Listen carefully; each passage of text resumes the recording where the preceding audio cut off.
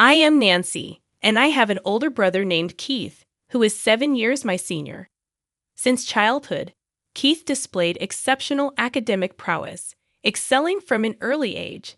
He graduated from a prestigious high school and university, and naturally, our parents were immensely proud of him.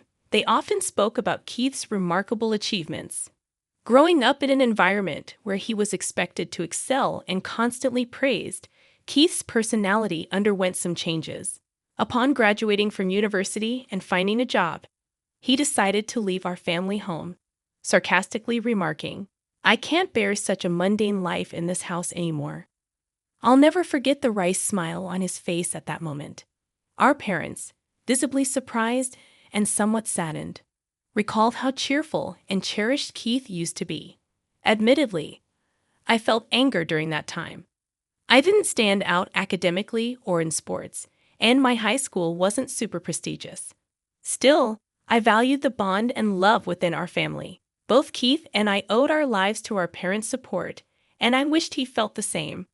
Throughout my high school years, I realized the warmth and love of a family are precious.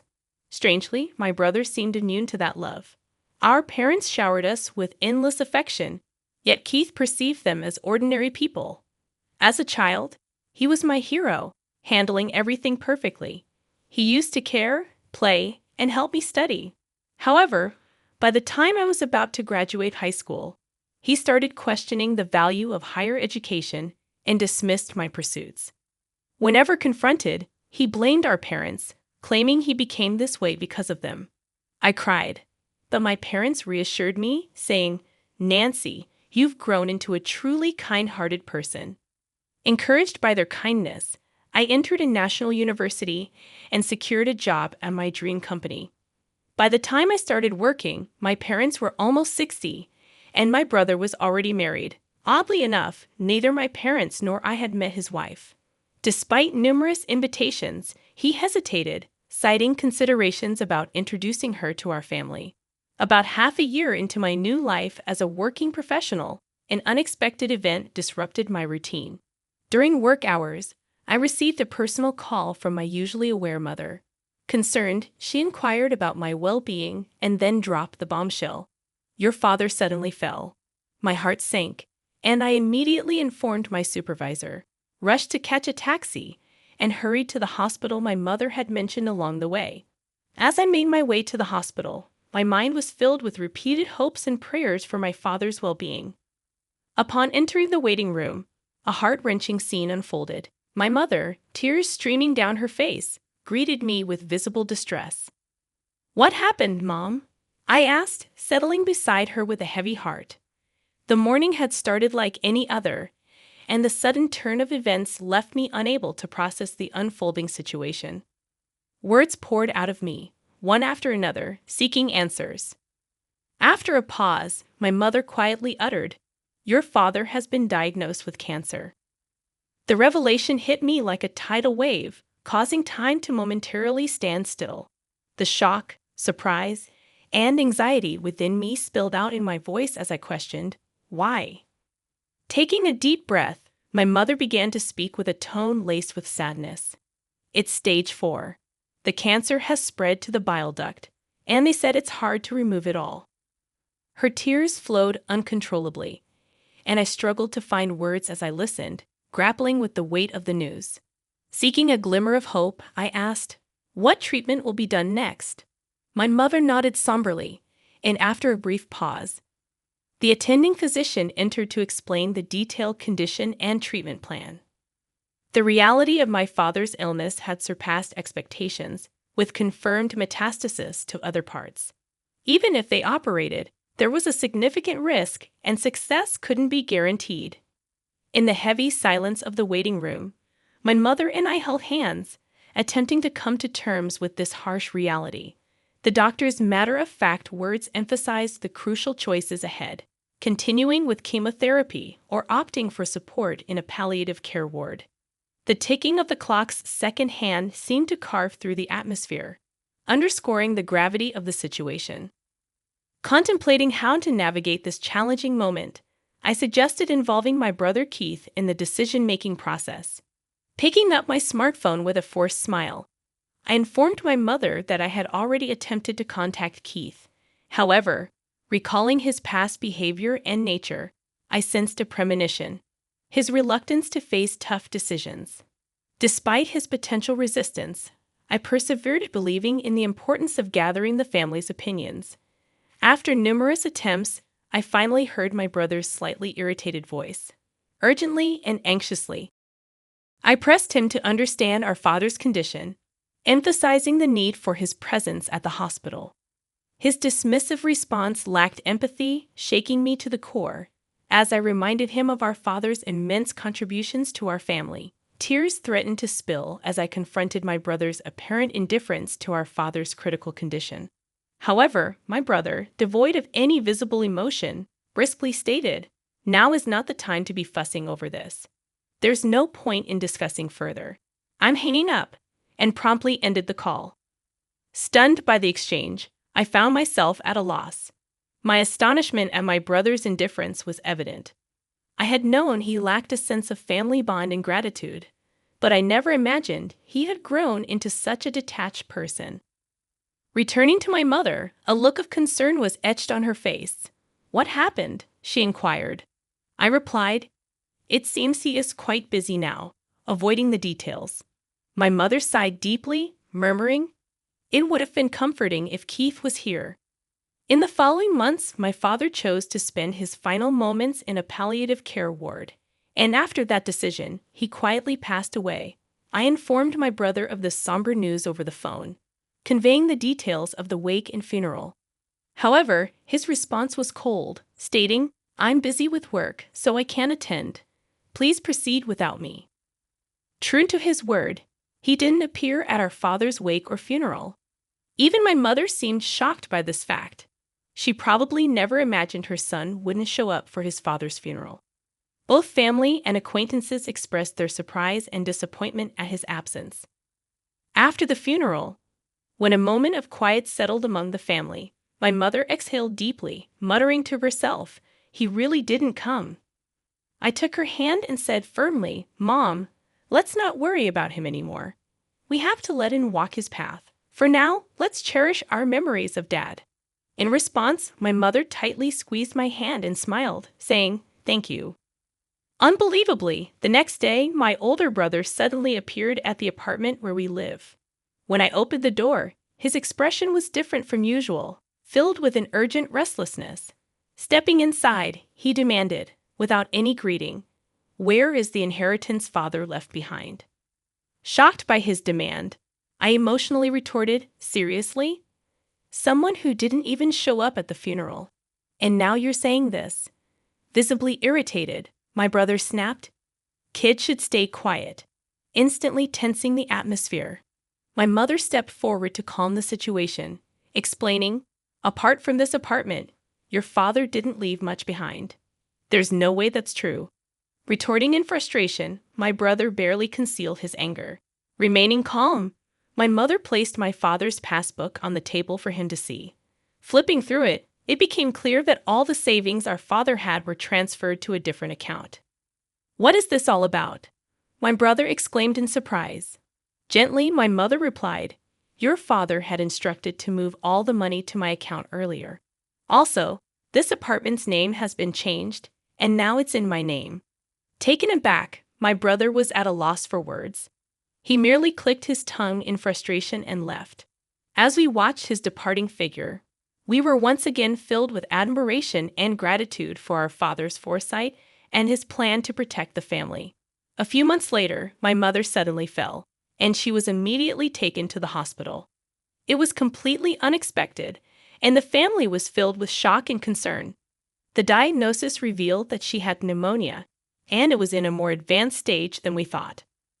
I recalled that she had been coughing slightly lately, and when she visited a small clinic, the diagnosis was a minor cold. Relieved by this news, we didn't think much of it. However, more detailed examinations at a major hospital revealed a much more severe condition, giving her only about 3 months to live. Hearing this news left me speechless, as it seemed unimaginable, especially considering how healthy she appeared. Tragically, just a few days after the 3-month mark, my mother quietly passed away, leaving a space filled with an indescribable stillness and sorrow.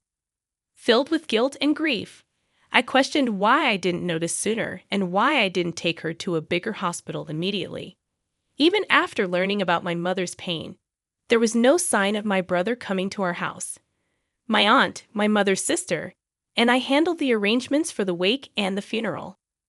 Understandably, my brother's absence was a significant shock for my aunt, just as it had been during our father's funeral. However, expecting or saying anything to my brother felt meaningless, given his past actions.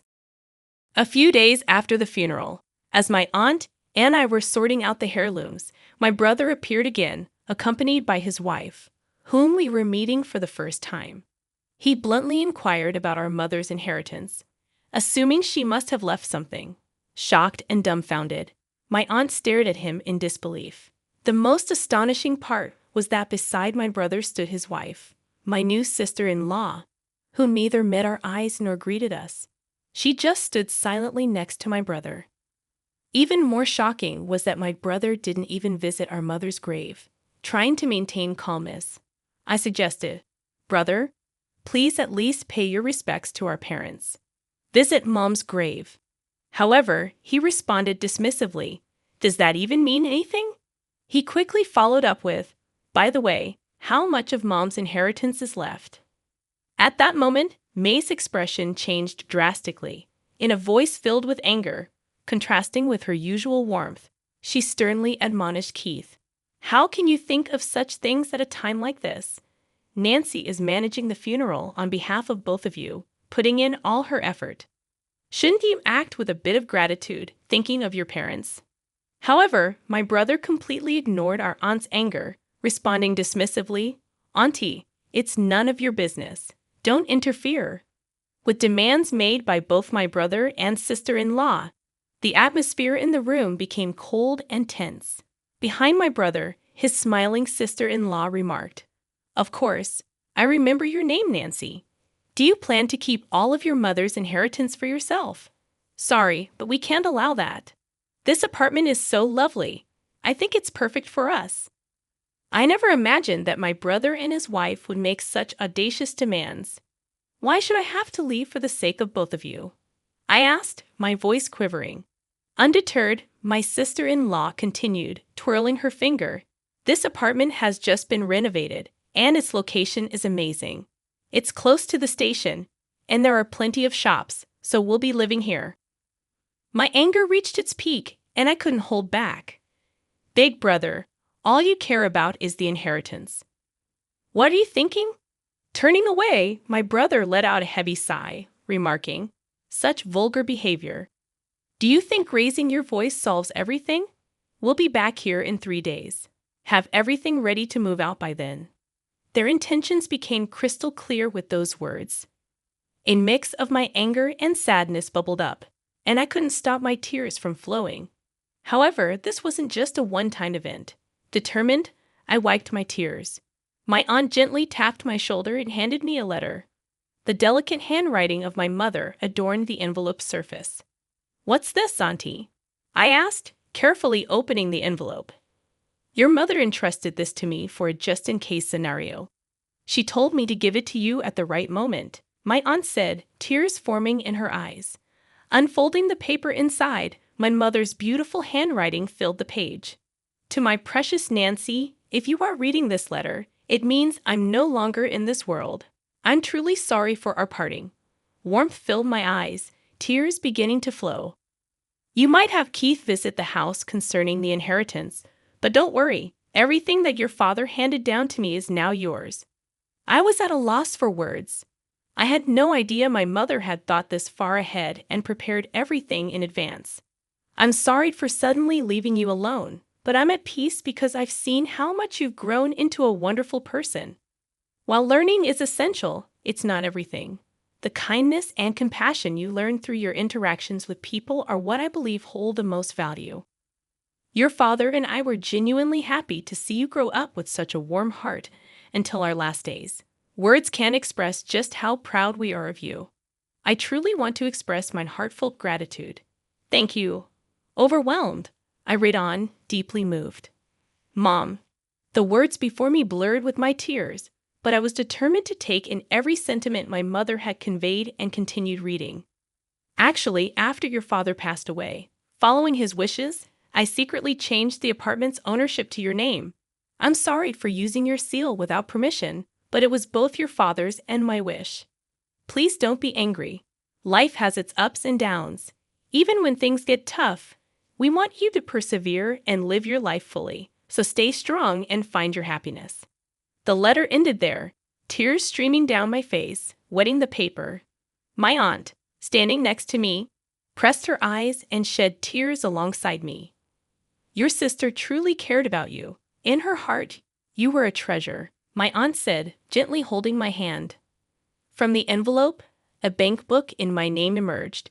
It seemed like something my mother must have secretly made in the past. To my surprise, when I opened the bank book, a substantial amount was recorded. I felt that this was probably the inheritance from my father that my mother had saved for me.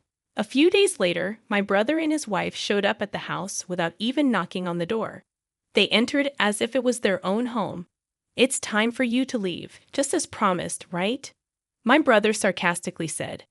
As I stood still, my sister-in-law became irritated. Isn't it your duty to leave quickly? She said, almost as a command. For a moment, I felt overwhelmed by the atmosphere, but I took a deep breath, looked them straight in the eyes, and said calmly, actually, this house is now under my name. With that statement, the room's atmosphere became tense. My brother and his wife looked at each other, exclaiming, What? What kind of joke is this? I am the eldest son. I should inherit the house, right? Clearly shaken, my brother said. Beside him, my sister-in-law stared at me, saying, This is the first I've heard of this. However, I had decided to state the facts. The house and the inheritance are all managed under my name, so there's nothing to divide. My brother frowned. Then hand over half of that inheritance to us. But I questioned his face turning red. This money was left for my future and to ensure that I take care of the house. You always looked down on me. And now you're asking for money? What changed?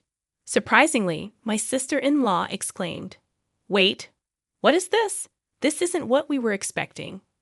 From what I gathered, my brother recently faced significant trouble at his job and was subsequently fired. Not only that, but he and his wife were moving from one-day job to another, seemingly in a tight spot financially. They probably had high hopes for my mother's inheritance and the house. But with my revelation, their expectations were shattered, and they began bickering, placing blame on one another. Watching their childish dispute, I thought, what can possibly be gained from all this? To them, I said calmly, This is my house now. If you make any unnecessary fuss, I'll call the police. Trembling with anger, they reluctantly accepted my words and left. Since then, I've had no contact with them. I deliberately deleted all their contact details and began a new life in this apartment. This apartment is my treasure, filled with memories of my father and mother. Now I have a loving partner by my side. We plan to build a new family in this apartment. He respects my decision and proposed that we take the first step of our new life here. Our future is bright, and I want to pass on the warm love my parents gave me to the children we will have in the future.